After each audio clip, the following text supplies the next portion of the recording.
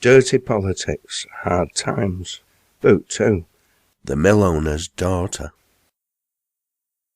Chapter 8.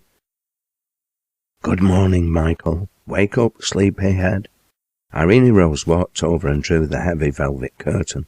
The early morning sunshine flooded into the bedroom. Michael turned over, wiping his eyes, attempting to protect them from the light. There's a cup of tea for you there, my love. Porridge for breakfast, as soon as you're ready. Her husband struggled upright. I'm still feeling groggy. It was late when we finally finished last night. Father's some good news for you. In fact, I think he might have at least 2 pieces of good news for you. What is it, Rose? That's for me to know, and you to find out, Michael O'Donnell. The sooner you come down to breakfast, the sooner you find out. She walked over and kissed him on his up-tilted nose. Don't be too long, love. Father's bursting to tell you. Irene Rose left Michael to organise himself, crossed the landing, and quietly opened the door to the room in which young Daniel had spent the night. The lad lay on his side, his thick dark hair spread out over his pillow. She walked across the room, careful not to wake him, and quietly drew the curtains. That done, she walked back and gently sat down on the side of the bed. Wakey, wakey, Daniel, it's morning. She stroked the lad's hair and smiled as he opened his dark brown eyes, blinking in the sunlight. Did you have a good night's sleep, my love? Yes, thank you.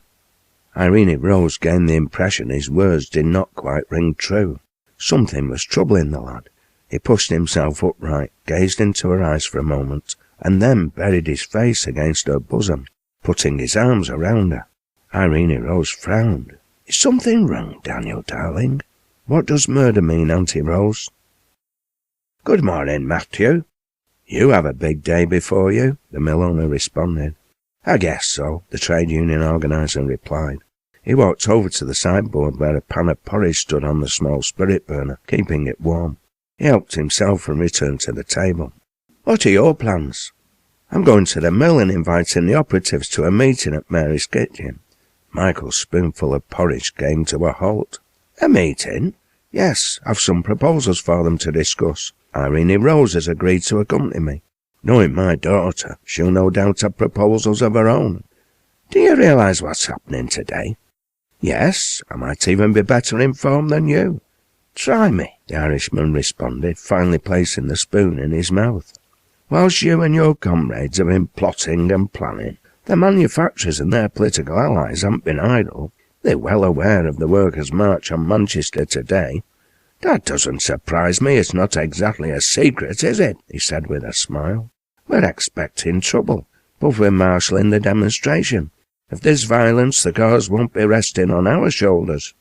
I think you'll find that once the leaders have received a lecture from one of the town's leading justices of the peace, they'll be allowed to proceed into the town unmolested. That's good news, but how can you be sure? Councillor Davitt provided the information. The corporation discussed the matter, the Liberals to a man and supporters of the Anti-Corn Law League. You shouldn't be surprised. Their purpose, after all, is for their mills to be idle. They've even discussed organising lockouts, but decided wisely, in my opinion, that would be self-defeating. They're determined to present the whole affair as an insurrection. They have to, if they're to persuade Peel's government to repeal the Corn Laws. From their point of view, that's the whole purpose of the exercise. Michael laughed. As you've consistently argued, Matthew, I must admit when you first put the thesis forward, I tended not to take it too seriously. But once I became convinced, I've used every opportunity to put your arguments to my colleagues. The question is, have you convinced them, Michael? Yes, I think I have. I also think the manufacturers of this town are in for a surprise. This strike is one they'll regret provoking for years to come. It'll have repercussions they can't possibly envisage. It's spreading and spreading fast. The workers determined and confident, and structures are in place to ensure they don't starve. The strike for once wasn't the dominant issue in Irene Rose's mind. No sooner had young Daniel asked what the word murder meant, he'd broken down and sobbed his little heart out. He'd been aware his mother had been killed, and her horse had been involved, but understood it was the result of a tragic accident. The question of her death being caused deliberately had never been mentioned. Irene Rose's discussion with her father the previous evening had been a shocking revelation to the youngster. Irene Rose decided she had no alternative but to explain the circumstances of Bess's death as sensitively as she could, trying to use examples he could readily understand. A few weeks before, she called in to see the youngsters at Mary's kitchen. Evidently the twin girls, Rachel and Rebecca, had been poking fun at Daniel's friend Emma, and he'd defended her and told them off. She reminded him of this incident and asked him why he stood up to the older girls, who were being supported by Emma's brother Jonathan. He'd simply replied that Emma was his friend. Irene Rose responded by pointing out the other 3 children were his friends as well, to which he replied they were being unfair to Emma, and that was wrong. Irene Rose went on to explain that Bess would have done exactly the same, how she dedicated her life to supporting and fighting for her friends and fellow mill workers. From that point, she was able to explain the nature of the forces Bess and her fellows were up against, how the Nelson Mill operative turned out to prevent more workers being caught by drive belts, and how, in the end, his mother had so tragically died. She'd explained that Bess's life hadn't been wasted, how she'd inspired others, including herself, and how her friends felt the need to carry on her work. Much to Irene Rose's relief, Daniel seemed to digest this information in a positive way. He'd soon stopped crying and listened intently to the points she made. However, towards the end he'd become agitated again and eventually angry. At the point where she'd confirmed how Bess had died, he'd bunched his little hands into tight fists and said, "I'm going to kill him. I'm going to kill the person who killed my mummy." He'd done so in such a serious and determined way, he'd both startled and frightened Irene Rose. "You mustn't think that, Daniel," she'd replied. "Bess won't like that. She wants a good life for you. We must concentrate on Bess's wishes." "My mummy should be here with me. I miss her. I've always missed her," he responded vehemently. "I need her help as well. I'm going to kill him." Try as she might, she couldn't convince the youngster he was wrong. In the end, she simply gave up and changed the subject. The last thing she wanted was to erect any false barriers between them. Daniel was young and vulnerable. She hoped time would resolve the problem. Michael, James Leach and Daniel Donovan had jumped aboard an omnibus and alighted by the railway viaduct outside the railway tavern, ready to make contact with and welcome the marchers proceeding from Hyde. The viaduct roughly marked the border of Hardwick and West Gorton, and thus the boundary of Manchester Borough. They hadn't been there long when the jingle of horses' harnesses, the ring of iron-shod hoofs, and the heavy tread of marching boots attracted their attention. In the distance, proceeding from whence they came, they could make out a detachment of cavalry, a unit of riflemen, and hundreds of blue bottles. Daniel Maud, Esquire, Justice of the Peace, servant of the Manchester Borough Corporation and of the Peel Government, depending on which hat he chose to wear at any given time, obviously didn't mean to be late for his appointment with history, any more than Michael and his friends did. Matthew and Irene Rose, together with young Daniel, walked to Mary's kitchen, and, having left the youngster in Mary's safe hands, father and daughter walked to Gibraltar Mill together. Irene Rose related her earlier conversation with Daniel to her father. He reassured her, remarking that the lad's reaction was understandable if mistaken. He informed her he thought it was something the youngster would come to terms with, and, in the longer term, it wouldn't affect his personal development. Irene Rose hoped her father was right, but had her doubts. They entered the mill, and Irene Rose halted to look at the framed tribute commemorating the woman who played such an important part in her own development and who she was proud to call a friend. She always contemplated the memorial when visiting the premises, but this time it seemed to hold more significance than in the past. To one side of the tribute hung the framed notice detailing the working hours of the operatives. Thanks largely to Bess Ackroyd, Gibraltar Mill had introduced the 10-hour day and reduced hours for employees under 15 to 6, almost 3 years previously, a significant advance on the 10-hour bill still being fought for by the unions. On the other side of this tribute hung a framed portrait in watercolour, painted from memory by young Esther Radcliffe. Irene Rose smiled. Esther had somehow captured Bessie's delicate features perfectly, incorporating the inquisitive, caring, and defiant aspects of her personality in a portrait from which her smiling, good-natured face beamed. She made her mind up to show Daniel the painting. He had no real recollection of his mother. She hurried into the mill to contact the trade union delegates.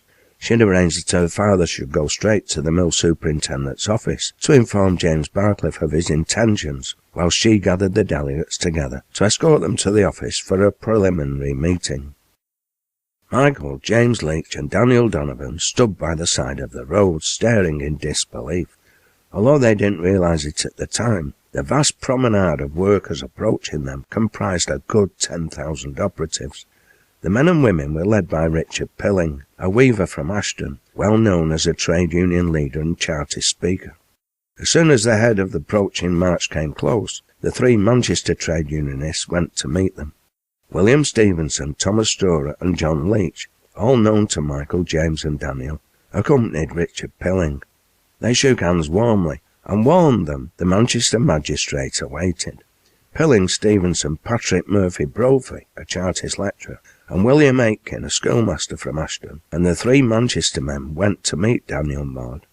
Meanwhile, the men, women and children stood around, most engaging in friendly banter, some taking the opportunity to break ranks and sit down on the grass verge to rest their weary legs, whilst others disappeared into the surrounding fields and hawthorn hedges to relieve themselves. Good humour prevailed. Daniel Maud had discreetly placed his cavalry, infantry and police away from the road, but visible, so as to demonstrate he had sufficient force, including armed force, to deal with any trouble, whilst not being too provocative. He came out to meet them. "Good morning, Mr. Maud," Michael O'Donnell greeted him. "It's a fine day, so it is." Maud smiled. "It is indeed, Mr. O'Donnell. I'd be obliged to you if you would introduce me to your friends." "Certainly, Mr. Maud." He turned to his companions and introduced each in their turn. "Mr. Richard Pilling, Mr. William Stevenson, Mr. William Aitken and Mr. Patrick Murphy Brophy. James Leach and Daniel Donovan you've already met, Mr. Maud. Mr. Pilling is our spokesman today. Gentlemen, this is Mr. Daniel Maud, Justice of the Peace and Stipendiary Magistrate for the Borough of Manchester." Daniel Maud shook hands with each, treating them as if they were favoured guests. When it came to James Leach and Daniel Donovan, he smiled. "I hope your appearance in my court wasn't too much of an inconvenience, gentlemen?" James Leach laughed. "I've no memory of the calling us gentlemen on that occasion," he pointed out. During recent months, the Anti-Corn Law League had stepped up its campaigning. Initially, it held open-air public meetings, hoping to repeat the monster meetings the Chartists were famed for. Unfortunately, the representatives of the masses attending came not to express their support for the League, but their contempt for the manufacturers, heckling and harassing the speakers. The League resorted to indoor meetings, entry by ticket only, and passed resolutions in support of their own cause, claiming they'd been carried at public meetings and represented Manchester public opinion. In order to expose this duplicity, Michael, James Leach, Daniel Donovan and others obtained tickets through the good offices of Irene Rose and had recently attended a meeting addressed by Cobden. As soon as Cobden rose to speak, Michael asked the chairman if it was a public meeting. Without further ado, the chairman signalled the blue bottles in attendance and had Michael arrested. The process was repeated in turn by James Leach and Daniel Donovan, and they too were arrested and all bundled off to the town hall to appear before the magistrate at the Manchester Borough Court, who happened to be Daniel Maud, Esquire. Maud, being a fair man, removed his Liberal Anti-Corn Law League hat and donned the Tory mantle of Sir Robert Peel, wishing to remain impartial for the occasion. He told them their behaviour was disgraceful, provocative, and likely to promote a breach of the peace. He informed them he was well aware who they were, that they were political vagabonds whose mission in life seemed confined to causing uproar and discontent at meetings, alarming and upsetting decent, law-abiding citizens in the process. "A stop must be put to this kind of thing," he admonished them. "The public should not have to put up with it, and I'm determined to put an end to it." At that point, knowing the three had committed no offence, and therefore he could inflict no punishment upon them, he passed judgment. "I order you to pay costs this time. Make sure you do not appear before me in the future. Think yourselves lucky I have treated you with leniency." By that time, the Anti-Corn Law League meeting had ended without further interruption, and its requisite resolutions passed safely.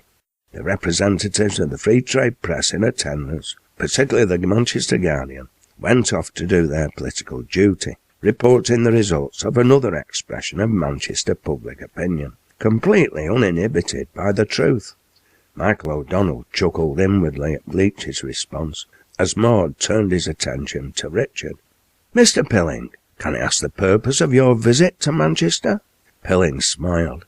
"Me friends and me are all working men and women, as you can see for yourself. We've been told our masters are suffering terrible distress due to lack of trade. Us thought we should be seen for ourselves, so we're off to Cotton Exchange to see how prices of yarn and cloth are doing." Daniel Maud received this statement in good humour, smiled affably, and assured him he had no objection to their entering the town, providing they kept the peace and stuck to a prescribed route, a copy of which he presented to Pilling. With that, the magistrate took his leave and rejoined his troops, watching as the march reassembled and carried on into Manchester. He knew his prescribed route may not be adhered to, but he had the names of the strike leaders, and spies were planted within the workers' ranks, if arrests were to be made and heads cracked. Securing the support of the Manchester textile, engineering and building workers was a key objective for the trade union leaders. Within hours of the march from Hyde into the town, almost every mill and factory stood silent, the boiler plugs removed, and committees for public safety elected to ensure essential work continued. The Manchester workers welcomed their out-of-town sisters and brothers, providing them with accommodation and sustenance. The taverns and beerhouses did thrive in business, and were later taken over by strikers without accommodation as makeshift overnight shelters.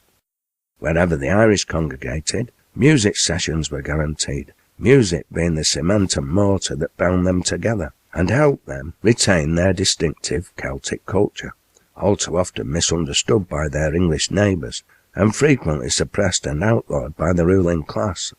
The Irish workers in the little island portion of Chorlton-upon-Medlock, Irish Town and Ancoats were no exception to this rule. They brought out their fiddles and their newly introduced and increasingly popular banjos, along with their traditional bodhrans, whistles and flutes, and soon every possible venue from pubs to church halls rang out with the sound of jigs and reels, mazurkas and polkas, waltzes, songs of rebellion, and slow Irish airs, as they entertained their guests into the wee hours.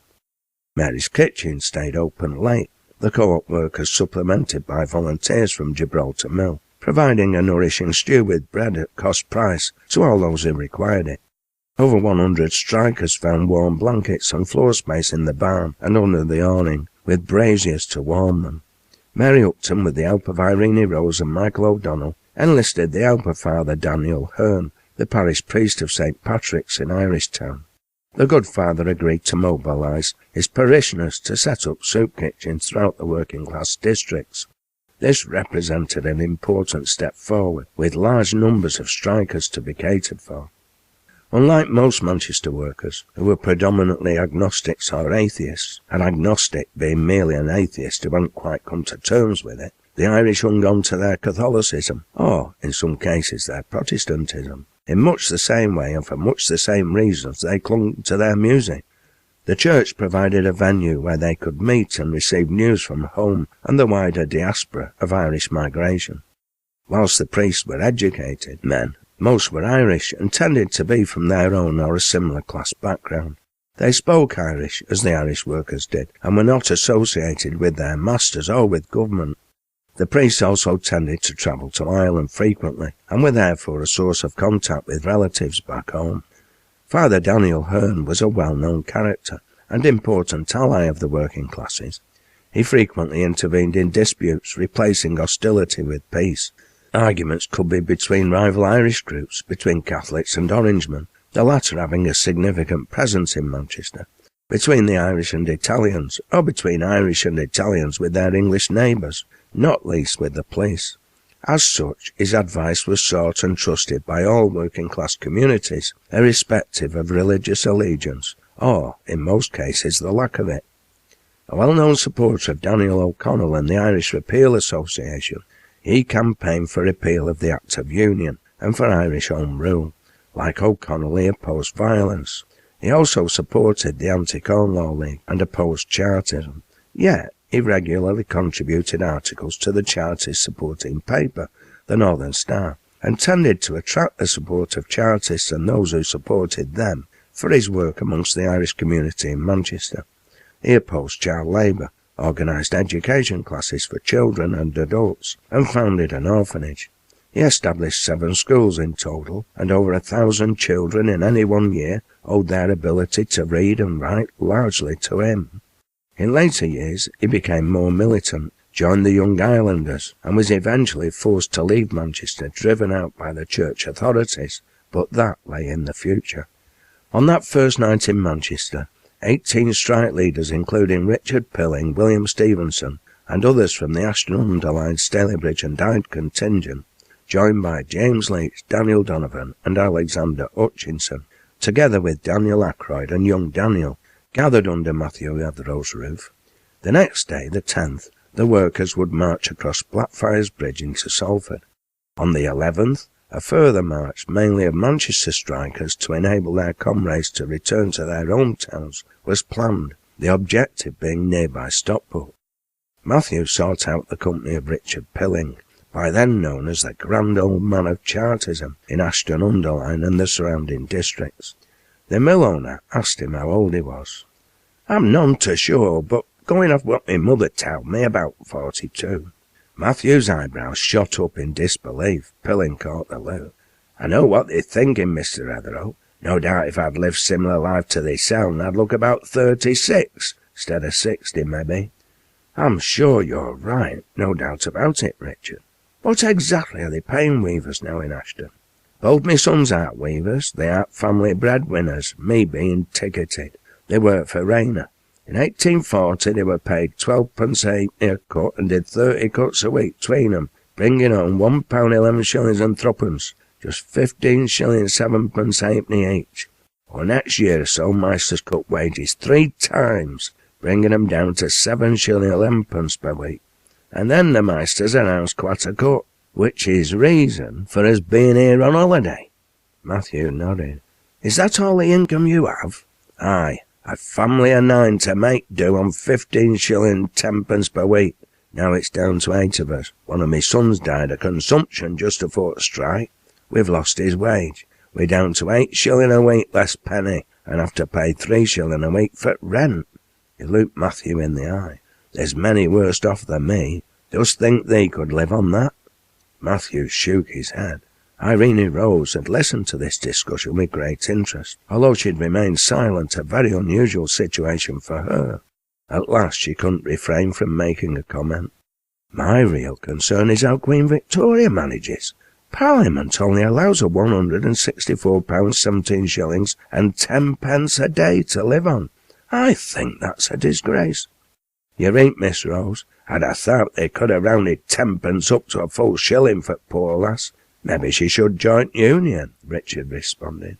"How much does thou pay thy workers, Matthew?" 18 shillings a week, and that's for a 10-hour day, Monday to Friday, and 6 hours on Saturday. Richard seemed surprised at this response. "Dost thou make a profit?" he asked. Gibraltar Mill sounded like a worker's paradise to him. Matthew laughed at his amazement. "Aye, Richard, I make a good profit. Maybe not quite as much as Rayner, but I can assure you I make more than enough." Although Manchester had been the key objective, the strike spread fast. Within days, work had ceased in Accrington, Bacup, Blackburn, Bolton, Burnley, Bury, Chorley, Colne, Congleton, Glossop, Leet, Macclesfield, Oldham, St Helens, Rawtenstall, Todmorden, Wigan, and in most Lancashire mining communities. Peace reigned. Manchester that weekend resembled a festival rather than the storm centre of Britain's first general strike. There had been some problems, largely prompted by overzealous magistrates and reactionary employers. In Manchester itself, the only real outbreak of violence had been at Burley's Mill. The Tory mill owner had brought in police to resist the turnout, and a brief skirmish resulted. Unlike Burley, most Manchester manufacturers were more than cooperative, some even giving their employees permission to turn out before the marchers from Hyde approached them, although most didn't have a chance to demonstrate their philanthropy, their workers not seeing the need to obtain their master's permission in the first place. However, in Bacup, to mass meeting called to elect delegates to the Trades Conference, magistrates felt the need to read the Riot Act and instructed the hands to disperse immediately. The workers ignored the order, successfully completing their meeting 1.5 hours later, the magistrates lacking the force to compel them to do otherwise. Basically, the authorities were taken completely by surprise, both by the strength of feeling exhibited by the workers and the speed with which they'd been able to spread the strikes. After one humiliation on top of another, the working classes were in little mood to endure more. Furthermore, troops were few and far between in the north of England at this time, making it impossible for the civil authorities to impose their will. The local middle-class politicians were more than impressed by the degree of organisation they faced. They'd assumed they were provoking the mobilisation of a disorganised rabble, a mob to be manipulated and controlled for their own ends. It slowly dawned upon them that those they represented, and the Anti-Corn Law League, rapidly faced being outflanked and outmanoeuvred. The initiative and control of events was passing into the hands of the local trade union and Chartist leaders. Moreover, it was becoming increasingly obvious the trade union leaders and the Chartists were one and the same set of people. The general strike increasingly took on the appearance of a political strike, a fact not escaping the notice of the Tory government, as subsequent events would show. Chapter 9. Mary Upton seemed more than pleased when Irene Rose and young Daniel appeared on the threshold of her kitchen early on Wednesday morning. She wasn't as young as she used to be, and needed a rest after her exertions the day before. Irene Rose readily agreed to take command of the kitchen, whilst Mary hosted Daniel and her normal retinue of children in her living room. The kids, once fed, tended to entertain themselves, giving Mary ample opportunity to take 40 winks and relax. Hopefully, the cafe would be reasonably quiet until late afternoon. Mary's optimism about the possibility of a quieter day at the kitchen seemed to be justified. Michael O'Donnell and his compatriots were already in Salford. A mass meeting attended by over 12,000 people, many of them women, had taken place at daybreak on Granby Road Fields in Manchester. James Leach and Alexander Hutchinson were the principal speakers, and both impressed upon their followers the need to remain disciplined and not to play into the hands of the manufacturers by allowing themselves to be provoked into violence. They sought the workers' affirmation of the demands originally made by those on Mottram Moor, a fair day's pay for a fair day's work, which essentially meant a return to the pay rates of 1839, plus a shorter working week and reduced children's hours in line with the 10-hour bill, with publicly financed education, and the People's Charter to be made the law of the land. The overwhelming mood of those present made the outcome unsurprising. Unfortunately, despite the strike leaders' appeals for peaceful conduct, the magistrates at the town hall read the Riot Act, the first sign the authorities were beginning to lose their nerve. Despite this crude and unnecessary intrusion on behalf of their masters, the workers paraded around the town centre before marching down Peter Street past the Free Trade Hall, after which they turned right onto Deansgate. Within a few hundred yards they reached Blackfriars Bridge, marking the boundary with Manchester's twin town of Salford on the other side of the Irwell. The gates between the two towns were shut, but the hands soon had them off their hinges without damage. The Salford manufacturers met the turnouts without serious opposition. The Manchester Guardian, overwhelmed by the lack of sensational news regarding the proletarian invasion emerging from Salford, reported one serious event. 2 starving youngsters took advantage of the excitement generated by the workers' demonstration to enter a shop owned by James Faulkner on Broughton Road. They asked for bread in a menacing way. The proprietor handed them a £4 loaf, but as soon as they emerged with their bounty, the mob took it off them. It seemed the mob, as the press demonised them, might be composed of destitute and starving people, but they didn't approve of thieving, especially from provision stores that allowed them food on credit during difficult times. The outcome of the turnout in Salford was rather inevitable. The mills and manufactories in the two largest industrial towns in Lancashire, the most concentrated industrial area of the British Empire, and its premier generator of wealth, were now completely idle. The consequences were problematic for the authorities. The greater the number of hands taking a month of Sundays, the more workers became available to convince others they should do the same.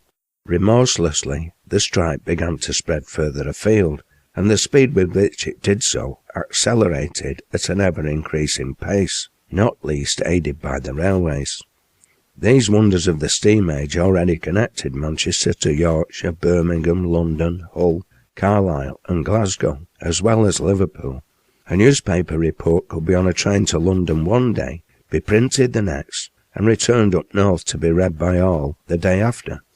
The most forward-thinking of the manufacturers were beginning to curse Cobden and Bright, their anti-Corn Law League, and their wonderful plan to rouse the workers into action on their behalf.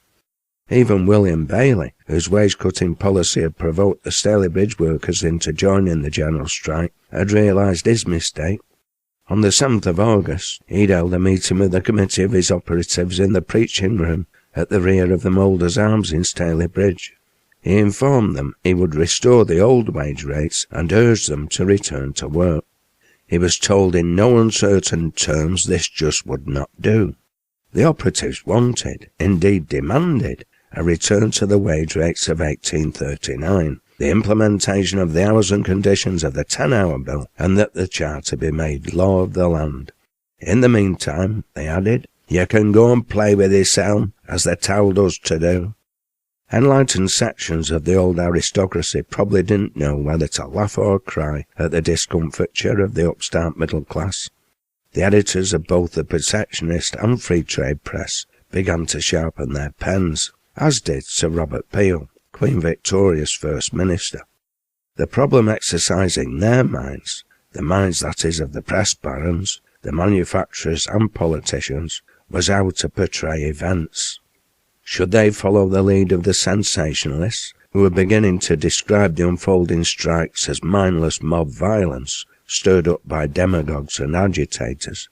Should they tend to underplay events as being nothing more than a temporary hiccup in the normally good and mutually beneficial relationships between masters and hands?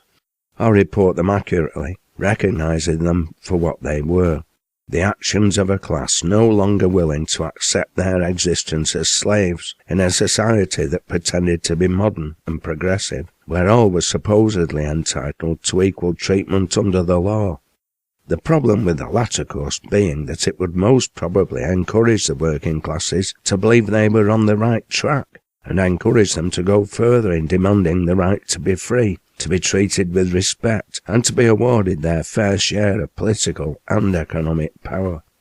The next day the marchers left for Stockport, encouraged by their successes in Manchester and Salford, one of the targets in the Cheshire town being Orrell's Mill. His manufactory employs 600 hands, or rather 600 pairs of hands, all appendages of women and children. Orrell refused to employ any men. Richard Pilling had told Irene Rose, I've seen husbands carrying little children to Orrell's Mill to be suckled by their mothers and fetching breakfast for their wives. And I've seen same with Bradshaw's Mill, t'other where women are employed instead of men. Orrell and Bradshaw were not alone in this regard. The late Samuel Oldknow at nearby Marple had a large accommodation block built for his female apprentices, sufficient to house 100 at a time, all of whom had to be clean, well-built and pretty. The female apprentices, that is, not his buildings. All kinds of rumours circulated about the activities of this unmarried millowner, not least because the women had a habit of disappearing. Orrell's Stockport Mill had significance for the strikers. He was a leading Liberal, supporter of the Anti-Corn Law League and mayor of the town. However, he wasn't another Burley. By the time the workers reached his mill, the women and children operatives had turned out and were waiting to join the parade. Again the marchers, far from meeting resistance, were welcomed by the local workers. The mill engine boiler plugs were removed and hidden, and thousands more swelled the ranks of the strikers. One outbreak of violence did occur. The workers stormed the local Bastille, the hated Stockport workhouse, releasing the inmates after a pitched battle with the police. Stockport was in such a state of depression in the lead-up to the strike that 15% of its housing stock remained unoccupied, the tenants no longer able to pay their rents. House after house, row upon row, displayed the message, "Stockport for rent." In other areas, events were not so peaceful. Troops were mobilised in Staffordshire, where 30,000 colliers were now on strike. 50 leaders had been arrested for incitement, and arrests continued. Workers in the potteries had also turned out in their thousands, and some resorted to drastic measures, including pulling down the houses of particularly hated overseers.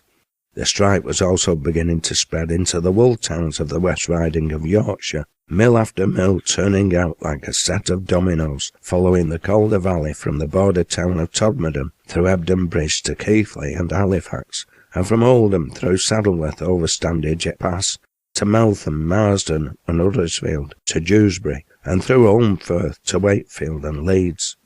Here again the workers were, if anything, more volatile than in Lancashire, their communities being more isolated from each other, and trade union organisation more fragmented. The next day, Friday the 12th of August, pens were wielded with aggression. Bernard McCartney, a Liverpudlian representing the silk weavers of Lee, was given the task of drawing up the chairman's opening statement to the Trades Conference. The members of the government were also applying their collective mind to the developing situation.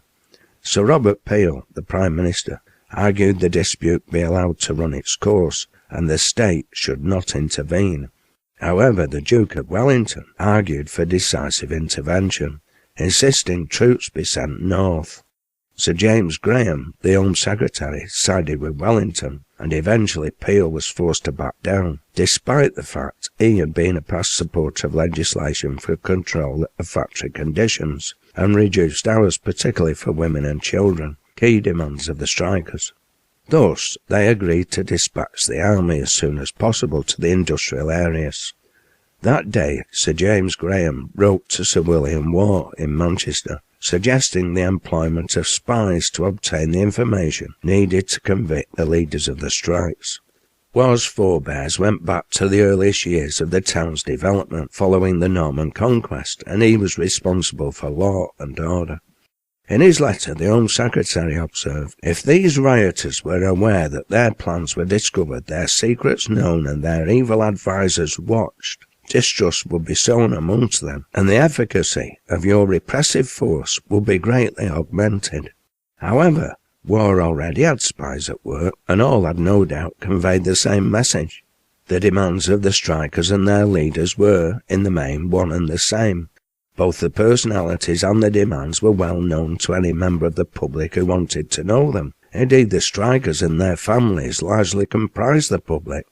There had been no riots within his jurisdiction, and therefore no rioters. No secret agenda existed, apart from that of the manufacturers and the Anti-Corn Law League, and even their agenda seemed to be well known amongst the working classes, who had treated it with contempt from the very outset. On Saturday the 13th of August, the first hint of real troubles to come in Lancashire took place. Lying at the centre of Lancashire's heartland, the town of Preston had been rather late in joining the general turnout, but that morning it was to achieve notoriety, not least because the Times of London had a correspondent in the town. His report appeared in the paper's Monday edition, the opening day of the Conference of Trade Delegates in Manchester, under the headline, "Dreadful Riot at Preston, Rioters Shot." Evidently, workers had marched on the factory of Messrs. Catterall and Company as the start bell had rung at 6 that morning. Catterall's workers had turned out, and the marchers proceeded to Mr. F. Sledden's. This gentleman had prepared for trouble, and according to the Times, a stout resistance was made, Mr. Sledden himself being on the spot. but they were overpowered by the immense numbers after some hard blows had been dealt out. Mr. Sledden was slightly hurt in the affray, and a large number of squares in the factory windows were smashed. From here the strikers had moved on to visit factories at the western end of Preston, where again, according to the Times, one square of one window was broken at Dawson's factory. From then on it seemed the authorities' temper hardened, for the Times continued. By this time the mob had increased most wonderfully, and included a very large proportion of women and children, but its general appearance had a more threatening aspect than at any time during yesterday. When these proceedings were going on, the mayor and magistrates assembled at the Bull Inn, where the town clerk joined them, and it was determined to proceed to meet the rioters. This was at 3 o'clock, and the public functionaries, accompanied by the detachment of the 72nd, went down Fishergate and met the mob near Loon Street. The rioters opened 2 divisions for the purpose of the military passing through, but the orders were to let no one pass. The mob then proceeded down Loon Street, followed by the military, and when near the Corn Exchange halted. The Riot Act was then read, and Chief Constable Woodford and Mr. Bannister, Superintendent of Police, endeavoured to persuade the mob to retire for fear of consequences, and while so engaged, one of the rioters aimed a stone so surely at Captain Woodford that it felled him to the ground. Immense bodies of stones were now thrown at the police and soldiers, many of the former being much hurt, and part of the mob having gone up Fox Street, they then had the advantage of stoning the military from both sides. Under these circumstances orders were given to fire. The military immediately obeyed, and several of the mob fell. This did not appear to have much effect, for one fellow named Lancaster, who I believe came from Blackburn, came out in front of the mob, and when in the act of lifting his hand to throw a stone, was singled out by one of the 72nd, who fired, and he fell. This appeared to put a damper on the proceedings of the mob, and they began to separate, the mayor, military, and magistrates coming up the street. 'Tis scarcely known how many have been wounded, but it is supposed from 12 to 15, some of them mortally. 5 have been taken to the House of Recovery, and in the course of the morning one of the 5 had his leg amputated above the knee, the leg being completely splintered by the ball. A lad was shot through the wrist, the ball grazing his side. 'Tis believed his hand must be amputated. One man was shot in the back, where the ball still remains in the bone, and it cannot be extracted. 2 are shot through the chest, and 1 is in an exceedingly dangerous state. There is also 1 man shot through the bowels, which protrude in a shocking manner, and he is in a most precarious state. The medical gentleman who has been engaged to attend the sufferers states that he thinks 4 of the wounded will not recover. As may be expected, very considerable excitement prevails. Large posting bills have been stuck up to announce that the Riot Act has been read, and that people are forbidden to be seen about the streets in groups. A proclamation has also been issued, and indeed the authorities are using every exertion to prevent any more assemblages. Evidently the workers didn't intend to comply, for the Times report continued. The people are assembling in different parts of the town, threatening to revenge the proceedings of the morning. 150 of the 60th Rifles have arrived from Manchester, and should any further disturbance take place, I will dispatch the particulars by the first train for London. The proclamation issued by the mayor states that the people attempted to overcome the military force, and, having proceeded to the destruction of property, the military by lawful command fired upon the rioters.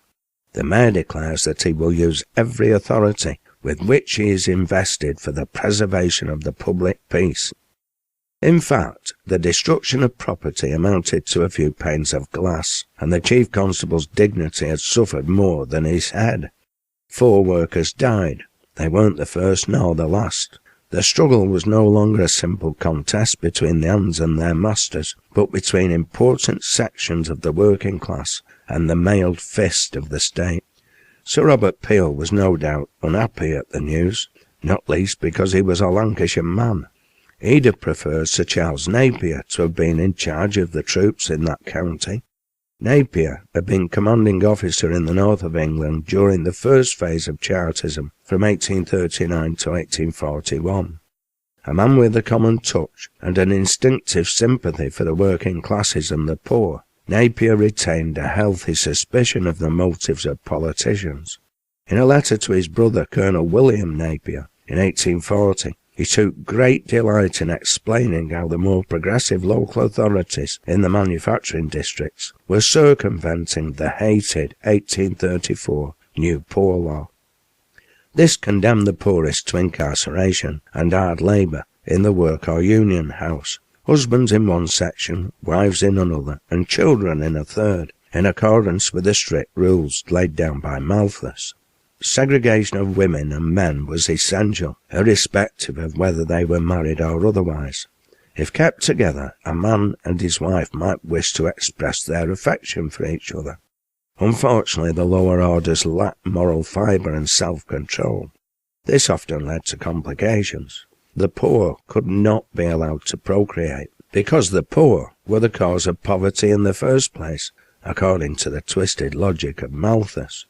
In any case, their children were to be shipped out to any mill owner willing to house and exploit them as unpaid labour. It was best their parents did not witness the youngsters being taken away, in case they were overcome with sentimental, paternal and maternal feelings.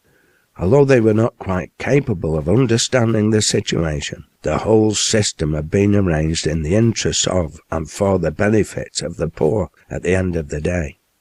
In his letter describing the situation in Nottingham, Napier stated, "The poor here have resolved to die rather than go into the union houses, and I have not the least doubt that numbers would have starved sooner than go there. Certainly they would have resisted hunger until the feebler bodies of their children perished, or been so reduced as never to recover their health. However, the misery is so horrid, the poor law rules are necessarily broken and put aside, and relief out of doors is given perforce. We have 800 men paid by the private subscription, and, horror of horrors, 200 of them rank Chartists, employed by the mayor's orders, of which some people here cannot sleep in their beds. They would, ere this, have slept less if they'd had a vigorous mayor, for the town would have been burned." At the end, he asserted, at Sheffield, fire and assassination are their weapons, and now their nature, because they are driven to that course, the poor law being the goad to keep them going. That law is, however, in a great measure only new in name, for they give outdoor relief everywhere in the manufacturing districts, but they still separate parents and children, which the people will not bear, and they are right. The hatred to this law is not confined to Chartists, nor to the poor. It creates Chartists, it makes them sanguinary. They mean to spare no one that has a good coat if they once get to work. In short, it is all hell, or likely to be so in England. Unfortunately, from Peel's point of view, in 1842, Sir Charles Napier was already occupied, busy commanding troops engaged in fierce fighting in the Sindh province of India. Troops were now being mobilised throughout the southeast of England, but even here the working classes were preparing for action. Soldiers marching into London to board trains for Manchester and the north had to have police escorts to protect them from angry workers in the capital, the latter determined to show their support for the strike and to express solidarity with their northern comrades. As opposition to the military mobilisation grew, the troops marched with fixed bayonets, ready to protect themselves from their fellow countrymen. In Manchester, no less than 1,500 special constables, mainly recruited from the lower middle class and shopkeepers, were sworn in at a ceremony outside the town hall. This provided much amusement to onlookers, many of them strikers. The German merchants of the town expressed their solidarity with their friends and suppliers, the cotton manufacturers. A host of them enrolled as specials and marched through the streets, truncheons in hand and fat cigars in mouth, looking more than a little ridiculous.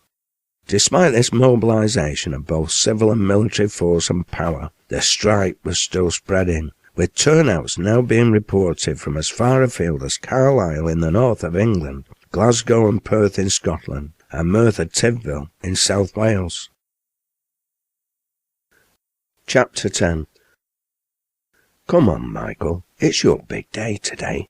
Irene Rose ruffled her husband's thick black hair. The clock had just struck 6. The Irishman rolled over, grasping his wife's hand as he did so. Come back to bed, Rose. She laughed. No, you have to get up. It's the Trades Delegate Conference today. You need to be wide awake. You're wanted at the Sherwood. He looked up at her with his dark blue eyes, placing his strong arms around her waist. I'll be down in a few moments, Rose. Will you be accompanying me? Try and keep me away, Michael O'Donnell. She kissed him on the forehead and broke away from him, a smile on her face. I'll pour the tea for you. The porridge awaits. As conference organiser, Michael felt the weight of responsibility on his shoulders, hoping both he and the conference would match up to their obligations adequately. Irene Rose, on the other hand, seemed supremely confident, as though automatically assuming things would turn out for the best. The Irishman smiled. Irene Rose was only being her natural self after all. She always seemed unflappable in the most stressful situations, a rock of certainty in an uncertain world. Michael climbed out of bed, girding himself for battle. I'm afraid the pub has been booked for a private function today, ma'am. You're not allowed in. Michael O'Donnell smiled to himself, wondering how Irene Rose would react to this snub. At that point, the ginger-headed, freckled face of Albert Ashton appeared through the door from the conference room. Good morning, Miss Rose, he grinned, greeting her like a long-lost friend. Aren't they a delegate from Cottonmeisters today? Have you had a change of heart? Irene Rose laughed, shaking her head. No, Albert, not today. I'd like to attend as a visitor. The operative sat at the table checking delegates' bona fides and issuing credentials appeared to be nonplussed. Albert sized up the situation at a glance. Allow Miss Rose entry out, Kevin. She can bring 500 Millans into action with no more than a dozen words. Lassie's one of us. Kevin decided he'd make Irene Rose a visitor from the press and issued her with an appropriate pass. He nodded to Michael, stood next in the queue, recognising the conference organiser, who grinned back at him. Albert guided Irene Rose to a seat at the back of the room beneath a window. That could have been a tricky situation, Kevin. You handled it well. Dost thou know the lass, Michael? Aye, lad, slightly, the Irishman replied, pan-faced. We share a bed most nights. Irene Rose is me wife. Kevin blushed. I'm sorry. Don't worry, Kevin. Me spouse won't be upset. Just keep your eye on her once the conference gets underway. She'll be up on her feet to give us all a lecture if we're not careful. Matthew Etherow, Daniel Ackroyd and young Daniel sat by the wall looking out onto the Rochdale Canal, enjoying the mid-August sunshine. Matthew put down the copy of his Times as Mary Upton approached, complete with tray on which balanced a teapot, milk jug, sugar and crockery. There we are, she grinned, placing the tray on the table. Milk for thee, Daniel, she said, passing the youngster his special cup. Come and join us, Mary. You look as though you need a break. She looked at the Millowner and smiled, swiping a stray lock of hair back off her forehead. You're right, Matthew, I could do with resting my legs for a minute. Mary noticed the headline, Riotous Shop, and picked up the newspaper. What on earth's the world coming to? She asked, studying the report with much tut-tutting.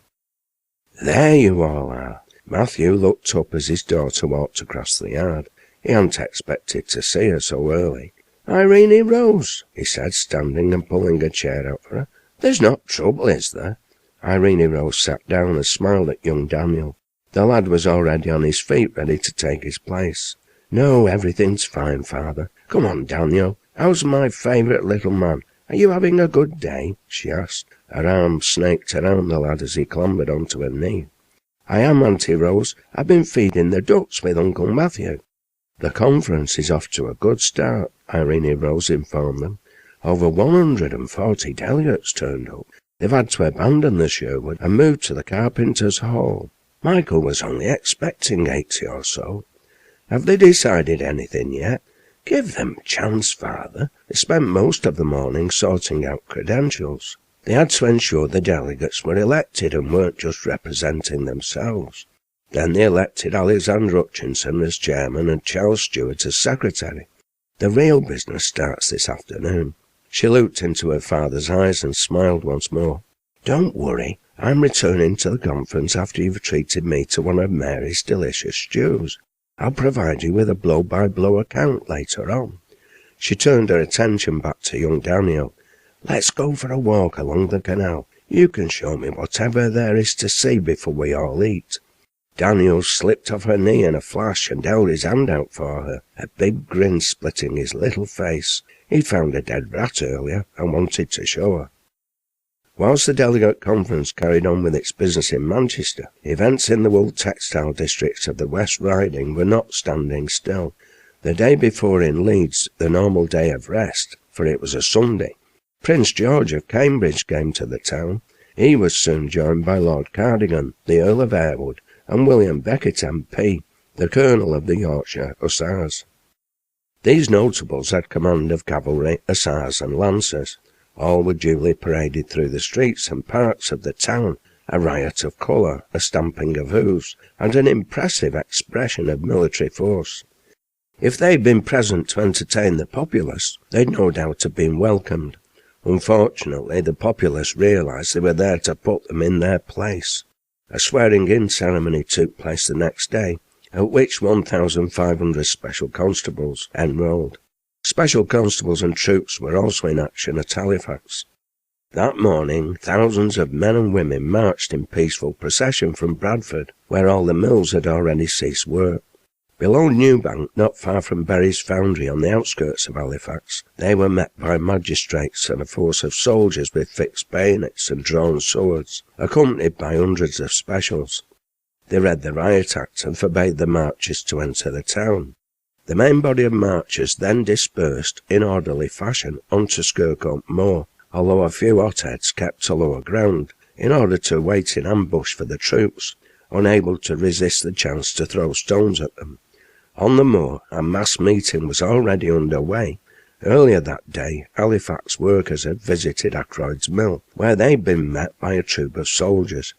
In the ensuing fracas, 18 of their comrades had been arrested and sent to appear before the magistrates. They'd ruled the men should be imprisoned and sent to Wakefield the next day for trial. Not surprisingly, this had caused great excitement in the town. According to eyewitnesses, the moor was literally covered with men and women. The meeting reflected the hardening of workers' attitudes, whose passions, excited over previous months by wage cut after wage cut, had been fanned further by the deployment of troops. Decisions were taken to continue and spread the strikes, and to mount an expedition to free the prisoners. Once more demands were made for the Charter to be made the law of the land, although Chartists had been noticeable for their absence on the moor that day. "Excuse me, can you tell me where I may find Mr. Edrow? I'm told he owns Gibraltar Mill." A young dark-haired woman with 2 children, both boys, one about 5 and the other younger, stood before the counter in Mary's kitchen. Anna Sutcliffe guessed she hailed from Glasgow, judging by her accent. The youngster smiled and lifted the counter flap. "Yes, Matthew's sat over there." She indicated the table near the wall by the canal. "I'll take you. Me name's Anna. What's yours?" "Mrs. Morrison, Janet Morrison." Anna took her by the arm and they walked into the yard. "Mr. Edrow, this is Janet Morrison. She needs to talk to you." "Sit down, please, Mrs. Morrison. How can I help?" Janet explained her husband David was a delegate to the Trades Conference, elected by his workmates at Naismith and Gaskell's Bridgewater foundry in Patricroft. She'd been to see him, having been informed by a neighbour there were plans to arrest the strike leaders. Here she had met Irene Rose, who suggested she speak to Matthew. "What's the source of your friend's information?" "Elsie's daughter, Elizabeth. We lasses housemaid to Sir William Waugh.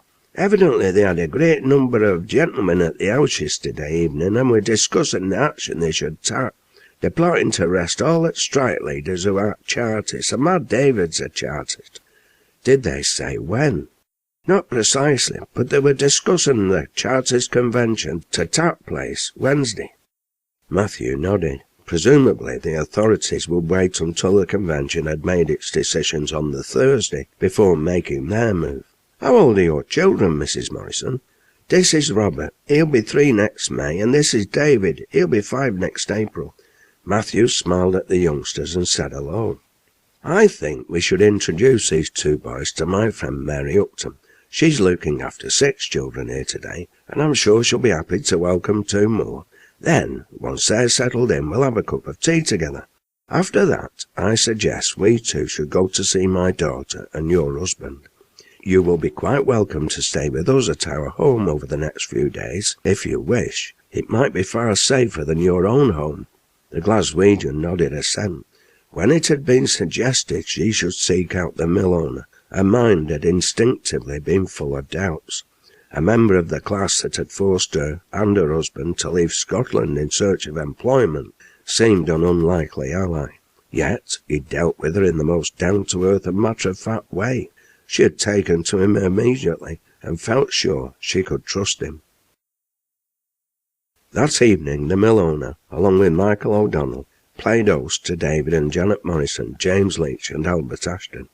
Irene Rose had disappeared upstairs to help Grace put young Daniel Ackroyd, Robert and David Morrison to bed. Matthew had learned that the conference had decided its immediate priorities and, once having elected a chairman and secretary, had gone on to elect a credentials committee and a resolutions committee. The chairman had invited Bernard McCartney, the Silk Weavers delegate, to make an address dealing with the historical background and events leading up to the strikes and outlining proposals for further action, following which a general discussion took place. After this, the delegates submitted proposals to the resolutions committee. This body had been asked to work through the evening to produce a main resolution for amendment, debate and adoption the next day.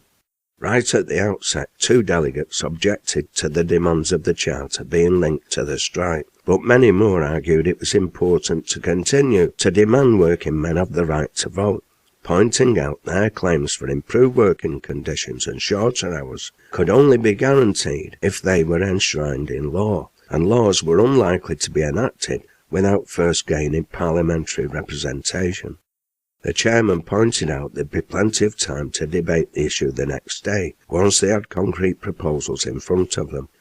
After bringing the Millowner up to date, the discussion around the dinner table moved on to the news Janet had gleaned. They debated the possibilities of arrests taking place, their timing, and how they should handle the situation, if and when they happened. David Morrison treated the whole situation in stoic fashion. "If I have to get a prisoner and stand trial for my beliefs, I'll do so, and I'm sure Janet will stand by me." At the same time, he was of the view that the authorities wouldn't make a move until the end of the Chartist Convention, to which he was a delegate. Janet confirmed her support for her husband. However, she made it clear, understandably in the circumstances, she was worried about her children. James Leach, who wasn't a delegate to the Trades Conference, but was a delegate to the Chartist Convention and expected to be a prime target if arrests were made, argued it was important the Trades Conference have an alternative leadership ready to take over the direction of the general strike, in case the worst should happen. He pointed out that after every surge of trade union and Chartist activity, the authorities had arrested the leaders, and this had all too often caused mayhem. 11 Chartists had been sentenced to transportation to Australia between 1839 and 1840, and many more had been incarcerated in British prisons.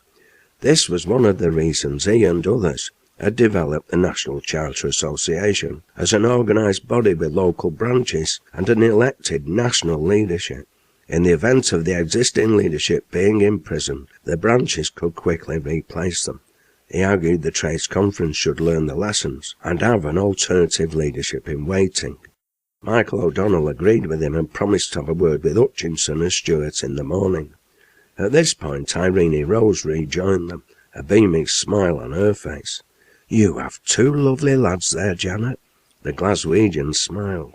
"They're so well behaved," Irene Rose continued. "I thought they'd be unsettled being in a strange house for the first time, but they soon dropped off to sleep." Michael O'Donnell laughed. "Rose thinks all kids are wonderful. I've never met one she hasn't been able to charm. She'd make a wonderful mother." Irene Rose gazed at him for a moment as if weighing her words. "Do you really think so?" she asked.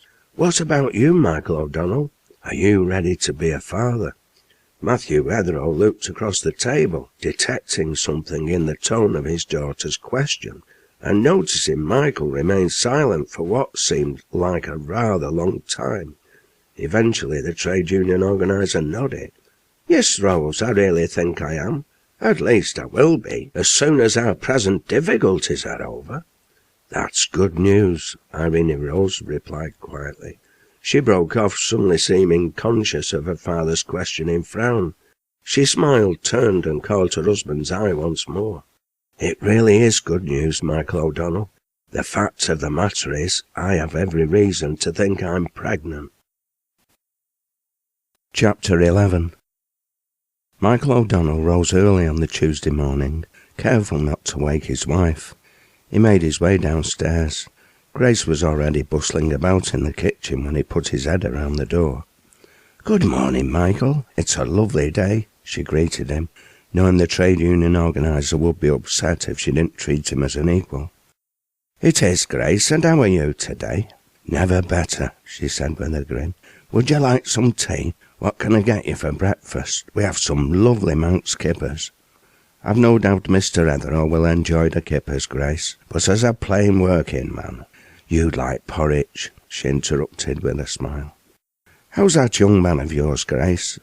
"He's ever so lovely," she replied dreamily, "but he's finding it hard to make ends meet with this strike." Michael nodded. "It's hard, Grace, but we have to make a stand. We'll all be better off in the long run." "I know, but it's still hard." She broke off for a moment before adding, "Pity Meisters can't be all like Mr. Wetherill. He's always treated folk decent." Michael remained silent, signalling assent. Placing the pot of tea, Grace passed him onto a tray and collecting the china. He made his way out of the kitchen and retraced his way upstairs, in thoughtful mood, to where his wife waited. Irene Rose lay on her side, one arm stretched out over the pillow, a long fair hair splayed out in a fan over the linen. Michael placed the tray down quietly on the small bedside table and looked down at her for a moment. They represented a curious combination in many ways, and an unlikely couple. She a millowner's daughter, and he an Irish mill hand. Yet chance had brought them together, and together they were a formidable force. The feisty bourgeois Chartist, and the patient, methodical proletarian trade unionist. And now she was going to be the mother of his child, another reason for them to fight together for a better future. Still fast asleep, her breathing regular and shallow, he sat down gingerly on the side of the bed and placed his hand on her exposed shoulder. "Wake up, Rose, my love. Drink your tea." She began to stir, her bright blue eyes opening then closing momentarily, temporarily unaccustomed to the bright light flooding into the room. Eventually she locked on to his dark blue eyes and smiled for a brief moment, before snaking her arms around his waist to bury her head against his side, hugging him tight. "What time is it, Michael?" "Time to be up and doing," he laughed, stroking her soft fair hair. At that moment he wanted to express his love to her, but felt his vocabulary was far too inadequate to explain the depths of his feelings. He didn't have to say anything. He never did. Irene Rose knew. She saw it in his eyes and felt it in his touch every moment they were together. The trades conference proceeded reasonably quietly that day, a resolution finally being carried, calling on workers employed in manufacturing industry throughout Britain to join the strike, whilst taking care to maintain essential supplies and to ensure their workplaces were kept in good order. An overwhelming majority adopted the demand for a fair day's work for a fair day's pay and a return to the wage levels of 1839, coupled with demands for the repeal of the 1834 New Poor Law, support for the 10-hour bill, universal education for children under the age of 14 at public expense, and the implementation of the Charter. 143 delegates attended the proceedings. They represented all aspects of the textile industry, plus building workers, metal workers, mill engine and locomotive engineers, iron and brass founders, textile machine manufacturers, and others. As expected, the main bone of contention was the resolution's expression of support for the Charter. 85 delegates took part in the debate on the main resolution. Of these, one delegate informed the meeting he hadn't been mandated by those who had elected him. and another 19 had been instructed to abide by the majority decision of the conference. 58 had been instructed to support the Charter.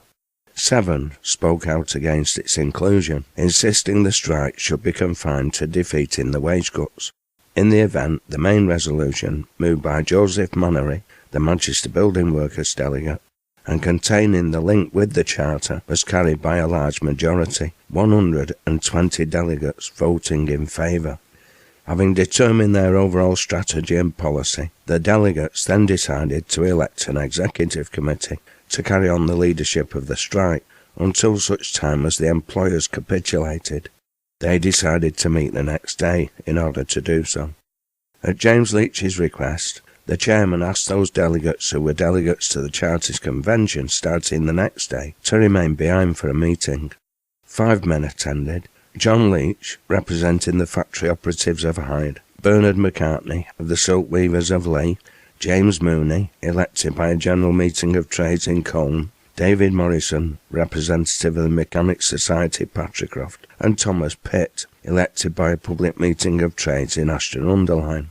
All were obvious targets for arrest, and yet it was vital all attended the Chartist Convention. They supported the main resolution of the Trades Conference and would speak out for it. Furthermore, they each had the ability to convince the faint-hearted. James Leach informed them of the intelligence they had received from Janet, advised them not to travel to their homes that night, and explained safe houses had been arranged. 2 could join David Morrison at Matthew Etherall's, and the rest could stay with Mary Upton and friends. Arrangements were being made to inform their families. This news was received with little apparent surprise. It was to be expected. They then went on to discuss tactics for the Chartist Convention and how to ensure it expressed its support for the general strike. Evidently, important forces within the National Chartist leadership were now beginning to distance themselves from the strike. Most of those present found this information more than a little shocking. The success or failure of the workers' struggle could very well be determined by the convention's final decision. Thus, the fate of millions hung in the balance. That evening, James Leach met Peter Murray McDowell and Jonathan Bairstow in the Griffin Tavern. Later, they were joined by John Campbell and Thomas Cooper, the former being the National Charter Association National Secretary, and the latter a Chartist journalist and lecturer. Leach, McDowell and Campbell comprised the Executive Committee of the National Charter Association, along with Morgan Williams, George Binns, R.K. Philp, and Abel Haywood, the Treasurer, none of whom were present. Cooper had met Campbell when he boarded the train from London to Manchester at Crewe, having narrowly escaped arrest at Burslem. He informed them all hell had broken loose in the potteries, with troops shooting at unarmed people, and he'd heard the houses of 2 magistrates and the house of Lord Granville's agent had been torched, Granville being by far the largest mine owner in the area.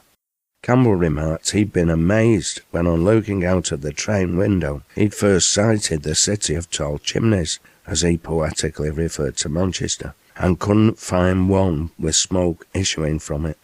"Has Fergus O'Connor arrived yet?" he asked. "Aye, he's holed up in some hotel evidently," James said. At that moment, right on cue, the 6-foot-plus bulk of O'Connor entered the tavern and came over to them. "We mustn't be seen all together here," he muttered. "It's not safe. We should use Schofield's place." With that he left, much to their amazement. "The man's run, he's scared," Cooper remarked. "Shall we follow him?" James Leach suggested they have a chat first. "We'll meet him at Reverend Schofield's chapel soon enough." "Have you read his piece in the Northern Star?" McDowell asked. "What do you think he's playing at? Why is he arguing we shouldn't support the strike and that it's all an anti-Corn Law League plot?"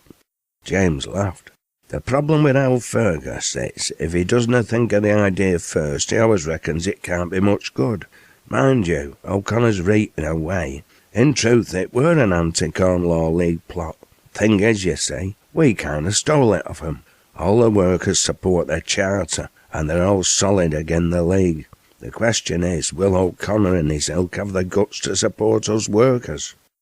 Although there was no way they could have known it, At that precise moment, over 4,000 mill operatives meeting on Hunslet Moor above Halifax had voted to support the Charter, and plans were being made in Leeds for turnouts in all the mill villages surrounding the town.